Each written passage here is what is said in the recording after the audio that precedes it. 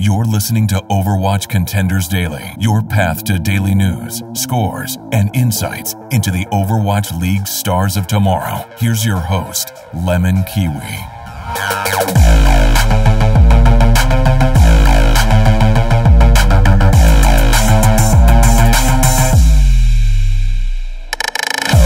Hey Overwatch fans, hope you're having a wonderful Wednesday, and Overwatch Contenders Daily is here to make it just a bit better. My name is LemonKiwi, you know what the name of the show is. Today's guest is none other than Alex MooshuBeef Chan. He's the founder of BroadcastGG, he's a commentator of Overwatch, an overall awesome guy. He's going to be talking to us about Open Division Season 2, what you need to know. So the teams, how to understand the rules, how is Brigitte changing the meta over there, because they're playing on the current patch. But before we get into my interview with Mooshu, we're going to go over some quick news. So first off, Envy from the LA Valiant has joined Metabellum, a Korean contenders roster, and he's going to be joining as a tank player, so congratulations to him. And secondly, Arrow, the head coach of Fusion University, we interviewed him not too long ago, if you guys remember, has announced his leave for the team. At least I haven't seen where he's going, but the team have said, quote, when a great opportunity rises, you go for it. So I wonder if he got picked up for the Overwatch League or if he got a really sick job in real life, who knows. But that's it for the news. Let's get into my interview with Alex MooshuBeef. So I'm here with MooshuBeef, or you know him as Alex Chan, but you also know him as the founder of BroadcastGG, commentator of Overwatch, and my duo, my partner in crime, in casting, of course. So how's it going? It's going well. It's going well. Thanks, Lemon, for having me on. Yeah, and of course, I already explained, but this is going to be a mid-season Open Division update for Season 2, and it's got some different rules this season, but to give you an idea of where we are in the season, it started, Week 1 started April 21st, we're entering Week 4 for a total of 5 weeks, so a little bit over midway, and the playoffs start on the 26th of this month for the top 16 teams. But Mooshu, there's hundreds of teams in this bracket. Could you maybe explain to newer viewers how the rules or how the format of the bracket works? Sure. I mean, so this bracket is actually crazy. You're right. It is hundreds now. Started off with 1,000 teams registered for this tournament. So it's completely open. Before they used to have the Masters and up level. You had to be Masters and up to get into it. But now this is like, well, you can't call it Open Division unless it's actually open. So they made that change last season, the beginning of the year. And then right now it's actually down to 650 or so. A lot of teams have dropped out since then, since this Week 1 until going into Week 4 now. But how do you run a bracket that big? Well, there's a really cool format called Swiss, and what it does is it reseeds your team so that at a certain ratio or certain checkpoints throughout the tournament, you are reseeded to play against teams with similar ratings as yours or similar records. And so for example, after Week 1, teams play 2 games. So all the 2-0 teams play each other, the 1-1 teams play each other, and the 0-2 teams play together. So what this does is, very quickly, and with all of these teams that happen, is that you start to really segregate the top and the bottom of the bracket. And it's kind of where we're at now, which we'll dive into a little bit later. But there are only 24 teams that are 6-0 out of 650 teams that are still in the bracket. And there's so many teams tied for, well, not first, but like third, fourth. Yeah. It's going to be interesting how they're going to sift through that. So what are the factors how do they rank the teams? So for this bracket, of course, each of these teams, the matchups, they're playing best of 5s, and there's 2 per week for a total of, 2 per week. A lot of math here, guys. 2 per week, 5 weeks regular season for 10 games total. Okay, got it? Cool. Gotcha. And then what they do is, first step in terms of the ranking is your of course your series record. So are you 10-0 in the season? Are you 9-1? All right, and so then you start breaking down from there. All the 9-1 teams, who is going to be over another person. So I have this new stat in there, which is even more math. So I'm not going to bore you with all of the actual calculation, but it stands for opponent map win percentage. OMW is how it's written on Battlefy. And what they actually do is that the higher that number is, that means that the opponents you played against, it is the percentage of maps that they win. So how good your opponent is, essentially. What's that? How good your opponent is that you're going up against. Exactly. So if you're 9-1 versus another 9-1 team, but your opponents do better versus their opponents, then you're better than them. So again, it's confusing. If you have 650 teams, how do you do it? Last year, what they had was just map score, but then it's a lot more RNG that way, that if you play against all really good teams and then you end up going to the bottom, then you're going to have a lot more 3-2s or 1-3s from your perspective, or 2-3s, a lot of closer maps. But the opponent map win percentage shows you that, like, yeah, you lost, but they were really, really good. You're playing one of those top teams. Well, let's get into it, Mushu. There's 24 undefeated 6-0 teams right now.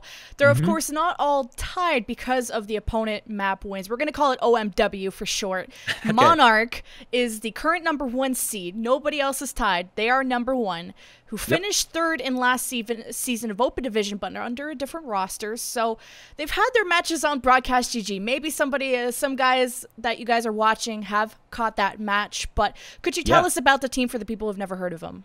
Absolutely. So for this team, again, we're really thankful that that they allowed us to broadcast it. So for us to do the broadcast, both sides have to agree, and Monarchs have been really awesome with us. And we'll see if it continues, because as it gets later in the bracket, again, it's about strats, and we totally understand and respect that. But for this roster, so like you said, Lemon, they were present for Open Division last year and did quite well. But what they've done for this year is they brought back Mango, which is also known as Shrub King, and Rio. And so those are the support players, right?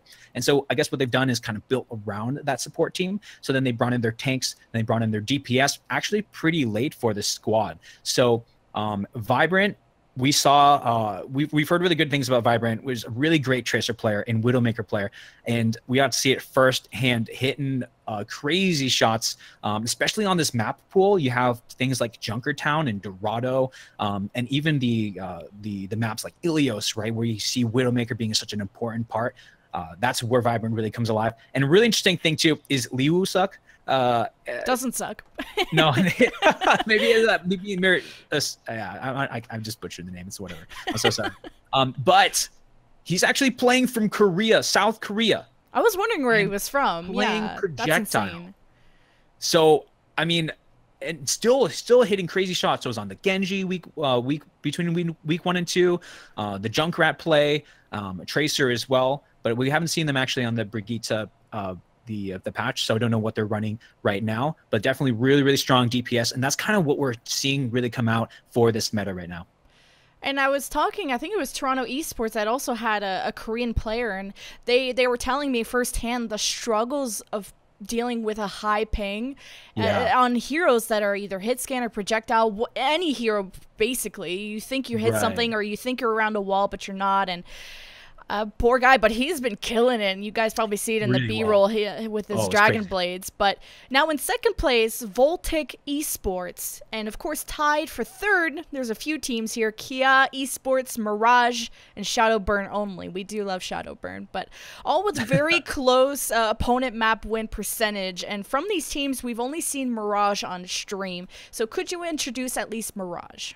Absolutely. So Mirage is a team that, if you guys have seen, if you see the roster, you're going to hear a lot of familiar names if you're familiar with Tier 2 Overwatch and even just the beginning of Overwatch. So a lot of the teams, the players are from Kungarna, and so you'll recognize Jera and Haku from that squad. They did bring in Jesus in for Contenders Trials last season at the beginning of this year. They wanted that Tracer and Widowmaker specialist, so that's why Jesus was there, of course, formerly of Renegades. But then also they're bringing in some folks from Rocket Esports, so you have Progi, you have Red Start, and then Fika is on the flex, so it's coming in from I guess someone who is a climb ladder and is a really solid flex player. So for this squad, it's honestly, when the games that we've seen them play, they've most recently played Birdbrains as of this past week. And while Birdbrains is also a really strong roster with Seamoose and Gingy, then support and DPS respectively, they kind of took them apart. And it just shows right now, I think we'll get into a little bit later on this in terms of this meta, but when you have really strong DPS like Jesus, like Red Start, then that's really what is bringing this team together. And of course, their tank line is really solid too. So they're just winning it on all different fronts when this team just can run amok on yours. And yeah, these guys are in second place, or they're tied for third. Actually, they all are undefeated, and it's just these slight point something % of opponent map wins that sort of differentiates the seeds. But we did talk about it was what, top 16 that go into trials. So I mean, these guys look pretty set. I mean, you can't afford to lose right now. But going into our next question, amongst the returning faces of Season 2, we see NoCloud, who finished 4th in last season of Open Division, 4th into Trials, and they didn't get into Contenders, but they're known faces and tremendous talent on that team, and they're making a comeback into Open Division. So how are they performing in your eyes? Yeah, so we saw NoCloud in week 1. They just destroyed, as you'd expect. Again, so in the Swiss bracket, it's kind of like when you have a top team, like a top 6 team, potential team, or a team that's going to finish in the top 4 even, possibly, playing against one of 650 or 1,000 at the time, then you're going to have stomps. And that's what we saw weeks 1 and 2, a lot of 3-0s, and the same story for NoCloud. But the players to watch out for on NoCloud, of course, Dogman has been around the scene since forever, since closed beta. I think everyone knows about Dogman. Vita Coco is also, their support was on Kungarna last year, or last season, I should say, because it was like only a couple months ago. Feels like kind of like a year. Going by years in Overwatch. There's a couple in our real life years. But Pugs and Punisher, they're actually both super young, 16 and 15 respectively, but they're really, really nutty DPSs, right? Same kind of story as what I was talking about with Mirage, with Jesus, and Red Start, is when you have players that can just carry and hit shots, especially in the meta and this map pool that really pushes people towards Widowmaker. Especially if you can have a good Widowmaker and Hanzo, then you're just finishing fights as soon as that first pick happens. The rest of the team can clean it up. So same story goes for here for NoCloud. So definitely looking forward to whenever that matchup happens, and I feel like it's definitely going to have to happen at least, if not this week, then the next week. I wonder if, well, I think they want some vengeance. You know, they didn't make it to Contenders, finishing out 4th in Trials, and they're obviously on their way to going to Trials with the kind of record that they have now. But now, what's interesting about Open Division, though, that's different from Contenders in Overwatch League, is that they usually play on the current patch. So now that we have Brigitte out, they're sort of like the test. They're Open Division are like the testing grounds, almost like a PTR in the competitive scene of how Brigitte is incorporating herself into the meta. So could you maybe compare how Brigitte is changing the meta in Open Division as compared to, let's say, Contenders in Overwatch League that I don't think are playing with her yet? Sure. So Dive has been such a mainstay of Overwatch for such a long time. I think it's been pretty much a year, right, since Ana was they took the buff away, right, from having your triple tank meta. It became Dive instantly, right? You had your 2-2-2 Dive, and so where Brigitte is affecting the meta. And again, guys, just to remind you, the meta shifted on a Thursday. The patch dropped Thursday, and they had matches on Saturday and Sunday. So you had less than 48 hours on this new meta. So even when we talked to on CMoose in ahead of that game and in post game versus Mirage, basically just like, look, no one knows what the meta is. We're all just trying to figure it out. Of course, like Reinforced, you saw him tweet, and what we've been seeing a lot of in Open Division right now, of course, is triple support, what it looks like triple support. Again, Brigitte, Blizzard is classifying her as support because she does the healing. However, she is definitely coming into the lineups as the off tank, right? There's your third almost tank there. So you have like a Mercy, you have your Zenyatta, and then you're adding your Brigitte on top was some kind of shield tank. So again, Kenny, back to kind of your question, where's the meta going with this? So we're exiting Dive. What we've been seeing is a lot of anti-Dive compositions. So you have your Halt and Hook, the Hog, and Orisa, plus a Brigitte. Or you have a straight up Death Ball, right? You have your Reinhardt, you have your Zarya, then you put a Brigitte in there too. What I anticipate seeing, and what we saw this past weekend was a lot of teams still trying to run Dive because that's what they're comfortable with. Dive, and then you still have your Tracer, and you can't break that, right? You get one pick, sure, and then you go try to finish the rest of the kills. There's more shields, there's more barriers, there's more armor to deal with, and you can't finalize those kills and get those picks as you once were before. So then we're probably going to see is actually we're going to shift away from Dive. It could still be anti-dive comp / Death Ball, but of course, if people aren't diving, then you don't need to build anti-dive. You can just run Death Ball. And so I think that's where we're going to see it evolve. Again, week 4 is coming up, just 1 week away since people have started to figure out the meta. So it's going to be different from week 4. And then week 5 is going to be completely different. So I think by week 5 in playoffs, we're not going to see very much dive at all, unless it's something like Assault, right? You're trying to take it and run really quick and set plays to get the kills, and you're cascading from point A to B. Yeah, and especially those maps that their verticality or in the high ground matter a lot more. You're still gonna run dive, and I think, like you said, this triple support, the amount of resources that Brigitte can help put out, defend your supports, and kind of stun the other Reinhardt. I feel like a lot of the it's huge. Yeah. If one team runs a Brigitte, you usually will see the other team try to run one too. But I'm interested to see what kind of changes are going to come to her as well. I see she's getting some shield nerfs from 150 to 100, and who knows how her damage and her stuns are going to get worked on with time. But Open Division, you know, it's kind of stressful. You got to deal with this new meta, and that's in the middle of being fixed and tweaked. But it's they don't even put OWL players through this. By the way, they don't change the meta in the middle of a tournament. But also Blizzard was like, yeah, we're not going to run Tournament Realm for 1,000 teams, so. That makes sense. But they're all like little guinea pigs, but in a good way. And it's probably very fun to see a sort of different competitive atmosphere. Maybe it's something new people want to watch, as Brigitte and all these new patches on Open Division. But now getting into the trials teams now. So Grizzlys, last night's leftovers, Simplicity, bye week. You guys remember they finished in bottom 4 of Contenders North America this season. And now they'll have to drop down into trials. So it's different from last season. Last season was only 2 teams dropping from Contenders. Now it's, I think they're planning on 4 dropping down because there was more teams in total. But do you think Grizzlys, LNL, Simplicity, bye week, are they going to keep their spots? Who do you have most faith in right now? So, of course, for Simplicity, they believe they finished the best record out of those bottom 4. And with that game versus Philly Fusion, bringing them to... Or Fusion University. Oh, Fusion University, excuse me. Yeah, bringing them to the 3-2. At least like having to go to that game 5, of course, bodes really well. So one thing that's going to be... I'm really looking forward to what Contenders Trials has to bring. Of course, then we'll find out by then like who wins Open Division. But the thing that I'm really looking for here is that you have these teams that are at the top, like NoCloud, you have Mirage, that have standout DPS who will just frag out, right? And I think that's what this meta is going to be about, right? When you get those picks and then your death ball being able to overpower theirs, right? With that, taking that advantage. So how much of the experience that you get from playing really top tier teams is going to carry over and be kind of that buff for Contenders teams, these teams who are used to the pressure of teams who play really well.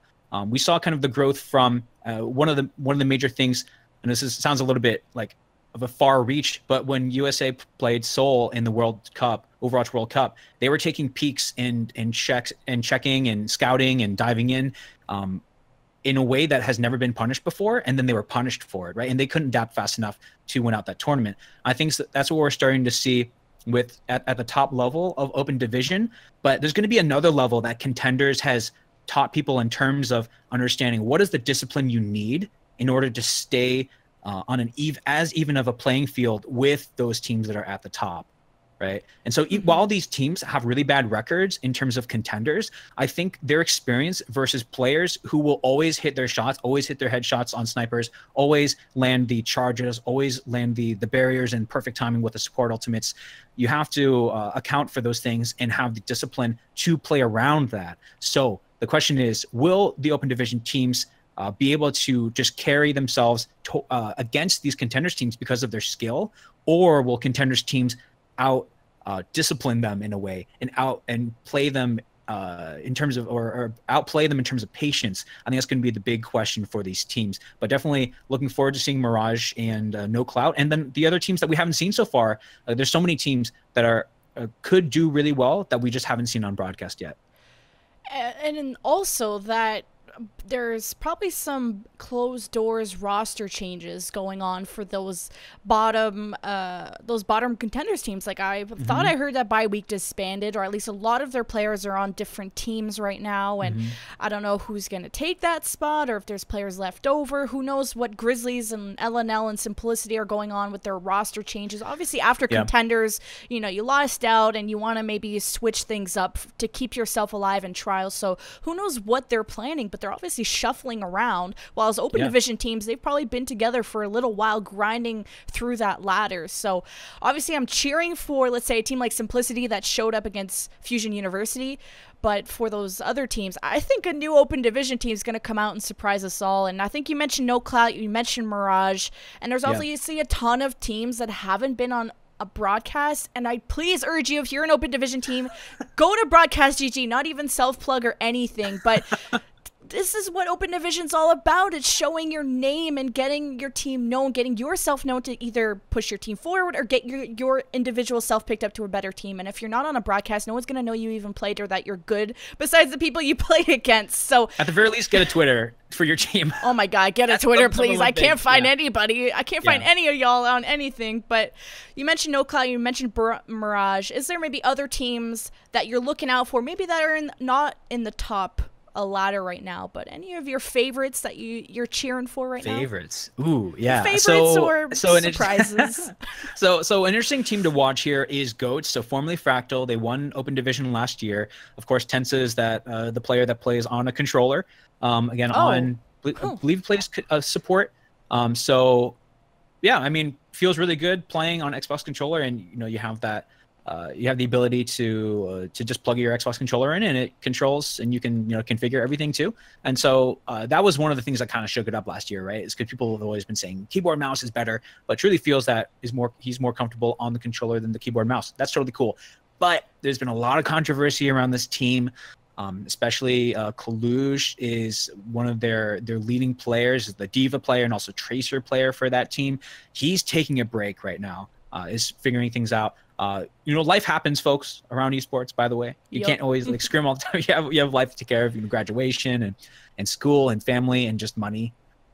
So it's going to be interesting to see how Goats proceeds. They're 6-0 right now, but how much of how much was Kaluj being the glue in the middle of that? So watch out for Goats. 6-0 right now, but moving on. How will they do especially against these top teams, against Swiss bracket? They're going to play other 6-0 teams right now, and then it's going to really start to stratificate that even more. So push the top to the top, the bottom to the bottom. Another team to watch out for is Bird Brains. So we did see them on broadcast. Again, Moose is in there, and we've already talked about him a bit.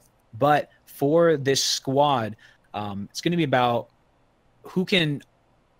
I really like Gingy on Hanzo. Had a lot of really great plays. So they had this really great set plays. I won't dive too much into it again because it's I don't know. I guess they're on broadcast, so the strats aren't as big, and they're going to adjust and keep improving, guys. That's why, don't worry about the broadcast. We aren't leaking your strats because you're going to keep improving week to week anyways, right? That's the small pitch. But they're running a lot of a Graviton Surge and Dragon Strike combination. Your old garbage disposal. Yeah, I need to find the blender now, right? I think the blender's better. It's more. People get it right now. Garbage disposal could be in a lot of things, and also is extra word. Are you saying it's bad, or it's a little unclear? But I think blender is a good way to do that. So they're running that to really good effect. And Gingy playing the Hanzo. We haven't really talked about Hanzo a lot actually, but I think he's going to change the meta as much as Brigitte is for right now, because of how important and how much damage is being output very suddenly because of the Storm Arrow right now. But then you farm up your ultimate faster, you get your Dragon Strike faster. It's something more reliable, and you can use more willy-nilly. But that's a team that ran it really well, and so I'm looking forward to see where they end up. Unfortunately, Bird Brains, they're 4-2 right now, which puts them in a really tough spot in terms of the record. So they really need to win out this week, but they're going to play against other 4-2 teams, right? And that's where the Swiss bracket kind of mixes things up again versus the traditional one. So hopefully they win out this week, and we'll see them play against the teams that lose out on the 6-0 right now. But the competition is just so tight in open division. Yeah. We said there was 24 6-0 teams. There's 77 5-1 teams. Yep. So you got to win out your week, and then only the top 16 make it to playoffs, and then and then only a small number of that go to trials, and then a small number of that go to contenders. But at least the opportunity is there. And another opportunity I'm going to remind you of is to sign up on BroadcastGG to get yourself casted, get your matches casted. Yeah, you don't want to show your strats, we get it, but you also want to show off your team. You want to show off how good your players are to get picked up by better teams or to get sponsors, whatever your dealio is. That's what this whole path to pro is all about. But that'll be concluding our interview with MooshuBeef. You got to, you know, keep your eyes on NoCloud, Mirage, Goats, Bird Brains. There's a ton of teams in Open Division you should keep your eyes on. But BroadcastGG is bringing you the coverage. So if you're a team, sign up. If you're a viewer, watch it, because it's the only place you'll get to watch Open Division at the current moment. But thanks so much for coming on, Mooshu. Thanks again for having me. All right, and this was Overwatch Contenders Daily. I'm LemonKiwi, that was Mooshu, and we're going to see you guys next week.